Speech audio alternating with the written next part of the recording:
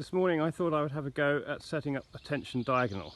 So I have a field which has a nice slope, so that makes a good imitation of a stream or a river going downstream. So I've set up my tension diagonal. The lower end, the downstream anchor, is this big tree. So obviously downstream end needs to be releasable. I could have used a no knot around the tree, but the tree is quite large. It's probably at least a metre circumference, so that would have used at least 4 meters to go around the tree 2 or 3 times, and then put a security length of rope at the end. So what I've done is to put this sling around the tree. This is my Palm Rescue sling, which I could have just clipped the carabiner through the end, but I wanted to make it a bit shorter, so I've tied it with a tape knot, which is a standard knot for tying 2 ends of tape together. So basically a reverse rethreaded overhand knot. Strictly speaking, the knot should be at the back of the tree, so it's taking the least amount of strain, but then it wouldn't be very good for showing you what I've done. And that allows the carabiner then to come up into the air. You can ignore the other bit of rope, and so that yellow rope is then tied off with a tied off Italian hitch, so that's releasable. So then at the other end of the tension diagonal we've got our telegraph pole, and again I could have tied the anchor straight to the telegraph pole, but then I'd have had to go through the nettles, so I've just put a sling around the telegraph pole and then extended it. I've put a lark's-foot actually around the telegraph pole,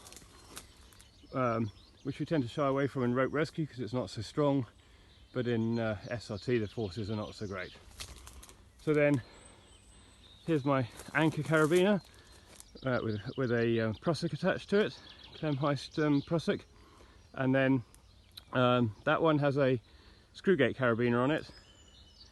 And then for the mechanical advantage, I've just got actually here a double wrap prusik, if you can see that, because the prusik was too small to go round, but it doesn't really matter as long as it grips. And then just a straightforward carabiner, and that allows me to do my 3-to-1 mechanical advantage, which is tight enough. Come around to this side. Here I have a little weight I prepared earlier. So 10 kilos.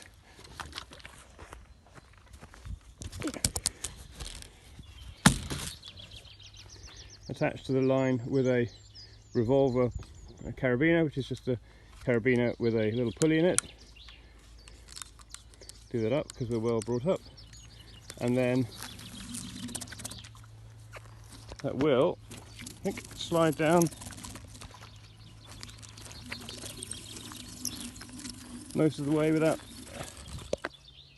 So eventually our load gets to the point where it won't go any further. In reality you could pull it into the riverbank, but it might be that it's stuck, and you don't want something to be stuck in the middle of the river, so that's why we have our releasable knot at the downstream end. So we can just release the Italian hitch. We take out the half hitch, which is just there to protect, and then you really want 2 hands for this, but then you can release the slippery hitch, and that will bring the tension onto the Italian hitch, which you can then just release. And that's why we have our clean rope principle, so that it will just pull through and the load is released. And that's the tension diagonal. By the way, trying to get the tension to be done up really tightly on your own with a prusik and a carabiner is really hard work. So it's much better if you can to try to use a pulley, a prusik minding pulley with little cheeks on, like I've got here, and that makes it a lot easier if you're on your own to manage the MA, because the prusik looks after itself.